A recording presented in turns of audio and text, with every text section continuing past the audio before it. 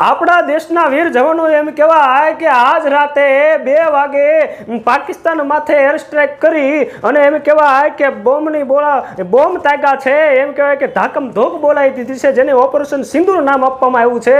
ત્યારે અમારા લોક સાહિત્યના દુહામાં એમ કહેવામાં આવે છે, ધર જાતા ધર્મ પલટતા ત્રિયા પડંતા તાવ, આ તણે ટાણા મરણરા એમાં કોણ રંગ અને કોણ રાવ।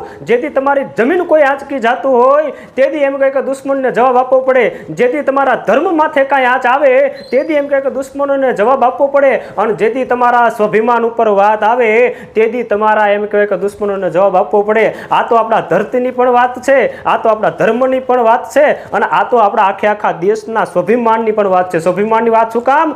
કારણ કે આપણા દેશની જે આર્ય નારી છે એના સિંદૂરને એ પહેલગામમાં હુમલો કરનાર આતંકવાદીએ એમ કહે કે પોતાના કપાળના સિંદૂરને, આર્ય નારીના સિંદૂરને ભૂસી નાખ્યું છે ને, ત્યારે જડબા તોડ જવાબ આપ્યો છે આપણા દેશના વીર જવાનોએ, જડબા તોડ જવાબ આપ્યો છે। ધર જાતા ધર્મ પલટતા ત્રિયા પડંતા તાવ, આ તણો ટાણા મરણરા કોણ રંગ અને કોણ રાવ।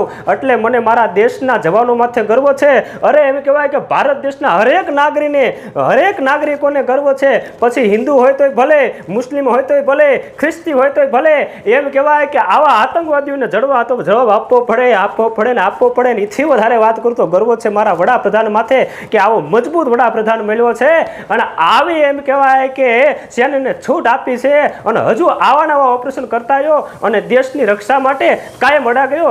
દેશના નાગરિક તરીકે અમને ગર્વ છે, અને અમે હંમેશા આપણા ભારતની સેના સાથે ખંભોથી ખંભો મિલાવી અડગ ઊભા છીએ।